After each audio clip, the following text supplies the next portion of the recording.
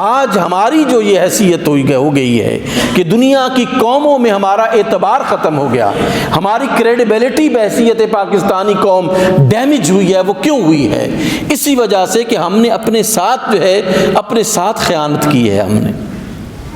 اپنے وطن کے ساتھ ہم نے خیانت کی ہے، ہم نے اپنے دین کے ساتھ خیانت کی ہے، وہ دین جو ہمیں زرعی اصول دیتا ہے۔ جب کسی کو کوئی مال و دولت کے حوالے سے، کوئی منصب کے حوالے سے کوئی اختیار دیا جاتا ہے تو اس وقت انسان کے ایمان اور فسق و فجور کا معاملہ شروع ہو جاتا ہے، اس کی کامیابی اور اس کی گمراہی کا سلسلہ شروع ہو جاتا ہے۔ یہ ایک بڑا کٹھن مرحلہ ہے، اس لیے اللہ کے رسول صلی اللہ علیہ وآلہ وسلم نے فرمایا کہ کبھی بھی تم عہدے کی خواہش کا اظہار مت کرو، کبھی بھی تم عہدے کی خواہش کا، جو ہی تم عہدے کی خواہش کا اظہار کرو گے، یہ اتنا کٹھن مرحلہ ہے کہ وہ تمہیں ایمان سے برگشتہ کر دے گا، تم آزمائش میں پڑ جاؤ گے، تم فتنے میں پڑ جاؤ گے۔ اگر تمہیں یہ عہدہ دے دیا جاتا ہے تمہاری خواہش اور تمہاری چاہت اور تمہارے مطالبے کے بغیر دے دیا جاتا ہے، پھر اللہ تمہاری مدد کرتا ہے اس معاملے میں، لیکن اگر تم مانگو گے تو پھر یہ تم فتنے میں مبتلا ہو جاؤ گے۔ کیا ہوتا ہے کہ جب بھی کوئی شخص جو ہے وہ کسی قوت میں آتا ہے، اس کو قوت ملتی ہے، ایک تو وہ ہے کہ وہ علی کرم اللہ تعالی وجہ الکریم کا جو ہے وہ پیروکار بنے، ابو بکر صدیق کا پیروکار بنے، عمر فاروق کا پیروکار بنے، کہ وہ کہہ دے، عمر سے جب آخری وقت تھا نا، عمر فاروق سے کہا گیا کہ کس کو ہم جو ہے وہ خلیفہ بنائیں، آپ نے فرمایا میرے بیٹے عبداللہ ابن عمر کے علاوہ جس کو مرضی بنا دو تم، میرے بیٹے عبداللہ ابن عمر کے علاوہ امت کے کسی فرد کو بنا دو تو مجھے کوئی اعتراض نہیں ہوگا۔ یہ تقویٰ، یہ عظمت تو پھر نہیں ملتی نا،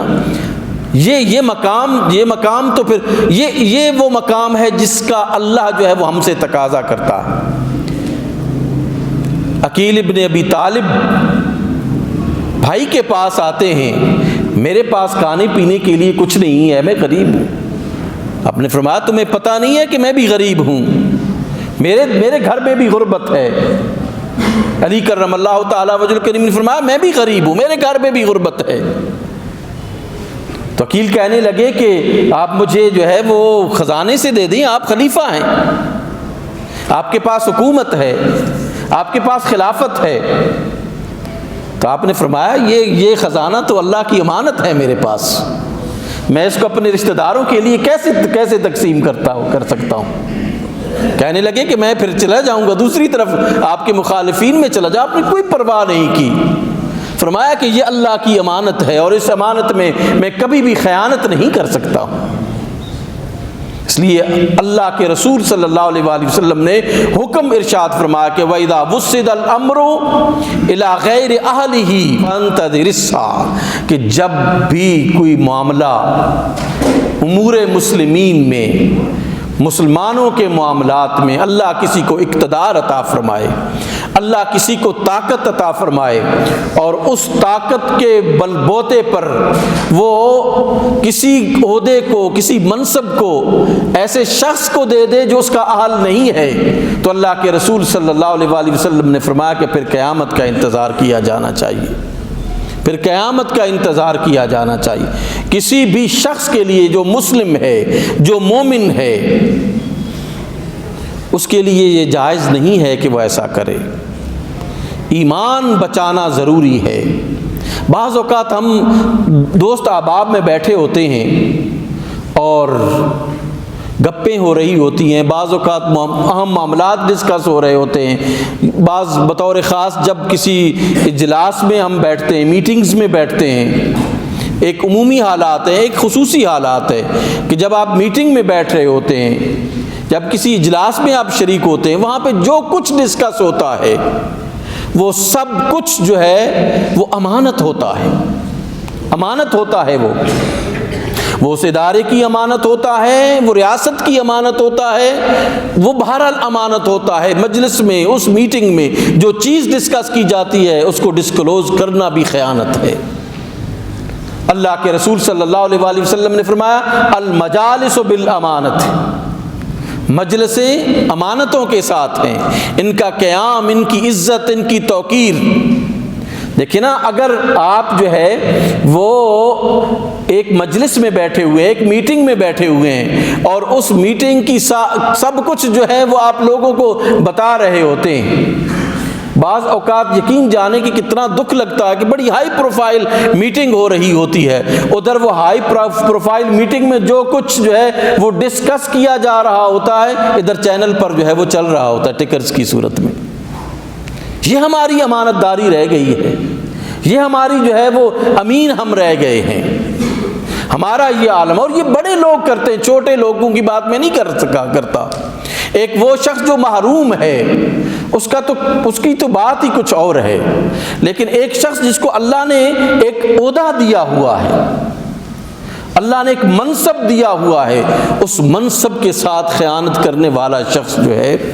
وہ بدترین شخص ہے، وہ جو خیانت کرتا ہے، اور اس خیانت میں کہ اپنے دوستوں کو اکاموڈیٹ کرتا ہے، اپنے رشتہ داروں کو اکاموڈیٹ کرتا ہے، اپنے عزیز و اقارب کو اکاموڈیٹ کرتا ہے، یا پھر اپنے دوستوں کی سفارش کو قبول کرتا ہے، یا رشوت لیتا ہے، اقربا پروری کرتا ہے، نیپوٹزم کرتا ہے۔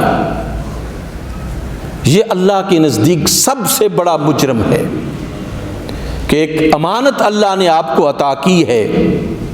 اور اس امانت میں آپ خیانت، دنیاوی مقاصد کے لیے آپ امانت میں جو ہے وہ خیانت کر رہے ہیں۔ اب یہ خائن شخص تباہی اور بربادی ہے، نہ صرف معاشرے کے لیے، یاد رکھیں کہ جہاں کہیں یہ جاتا ہے یہ تباہی لے کے جاتا ہے۔ کسی ایک پولیٹیکل لیڈر کو، ایک خائن کو آپ جہاں کہیں بھی لے کے جائیں گے وہ خیانت کرے گا، چاہے وہ جس منصب پر بھی چلا جائے جو وہ خیانت کرے گا۔ ایک افسر کو ایک دفعہ وہ ہو گیا کہ یہ خائن ہے، اس کی خیانت جو ہے وہ کبھی بھی ختم نہیں ہوگی۔ آپ جس ڈپارٹمنٹ میں اس کی ٹرانسفر کریں گے وہ خیانت کرے گا وہاں پر، جس جگہ اسے لے کے جائیں گے وہ خیانت کرے گا وہاں پر۔ آج ہماری جو یہ حیثیت ہو گئی ہے کہ دنیا کی قوموں میں ہمارا اعتبار ختم ہو گیا، ہماری کریڈیبلٹی بحیثیت پاکستانی قوم ڈیمیج ہوئی ہے۔ وہ کیوں ہوئی ہے؟ اسی وجہ سے کہ ہم نے اپنے ساتھ جو ہے اپنے ساتھ خیانت کی ہے، ہم نے اپنے وطن کے ساتھ ہم نے خیانت کی ہے، ہم نے اپنے دین کے ساتھ خیانت کی ہے۔ وہ دین جو ہمیں زرعی اصول دیتا ہے ان اصولوں کو ہم نے اپنایا نہیں ہے۔ دیکھیں نا، ایک اگر شخص جو ہے وہ پارلیمنٹ میں بیٹھا ہوا ہے، وہ ہے اس ملک کا لیکن نمائندگی کسی اور ملک کی وہ کر رہا ہے، تو کتنی بڑی یہ خیانت ہے۔ اس ریاست کے ساتھ جو وفادار نہیں ہے اس کو کیا حق پہنچتا ہے کہ وہ پارلیمنٹ میں بیٹھے، اس کو کیا حق پہنچتا ہے کہ وہ وزارت کے کسی منصب پر بیٹھے، وہ اسے کیا حق پہنچتا ہے کہ بیوروکریسی میں وہ کسی بڑے منصب پر جو ہے وہ ڈپارٹمنٹ کو ہیڈ کر رہا ہو۔ یہ سارا کچھ جو ہے وہ یہاں جو کچھ ہو رہا ہوتا ہے ممالک کو کیسے پتہ چل جاتا ہے؟ کیا ان کے پاس جن ہیں؟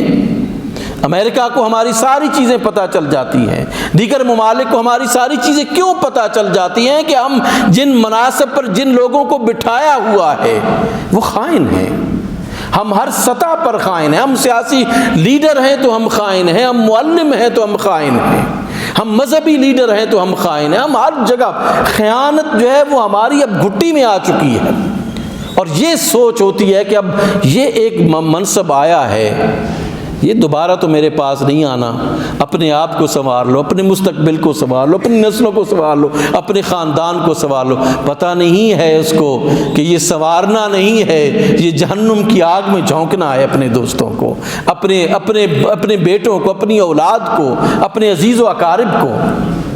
انسان کے اندر جو ہے وہ ایک اللہ نے ایک اس کی عزت رکھی ہے، اس کا مقام رکھا ہے، اس کی توقیر رکھی ہے، انہی اچھے خصائل کی وجہ سے رکھی ہے۔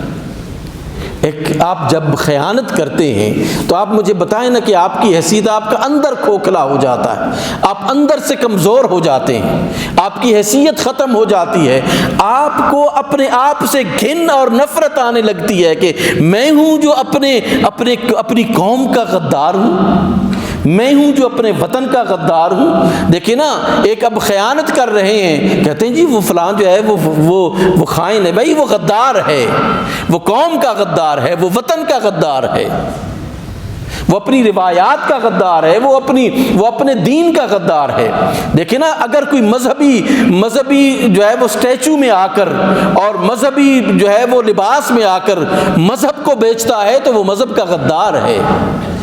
وطن کو بیچتا ہے تو وطن کو غدار، وطن کے رازوں کو بیچتا ہے تو وہ غدار ہے۔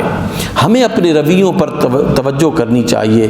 میں بحیثیت تاجر، میں بحیثیت مذہبی رہنما، میں بحیثیت سیاستدان، کیا میں امانت داری کے اصولوں پر قائم ہوں یا میں اللہ اور اس کے رسول کے ساتھ خیانت کر رہا ہوں؟ مجھے یہ سوچنا چاہیے کہ میں کسی کو دھوکہ نہیں دے رہا، اپنے آپ کو میں دھوکہ دے رہا ہوں۔ اللہ سبحانہ و تعالی ہمیں ہمارے دین نے جو اصول اور ضابطے عطا کیے ہیں ان پر عمل کرنے کی توفیق نصیب فرمائے۔ وما علینا الا البلاغ المبین۔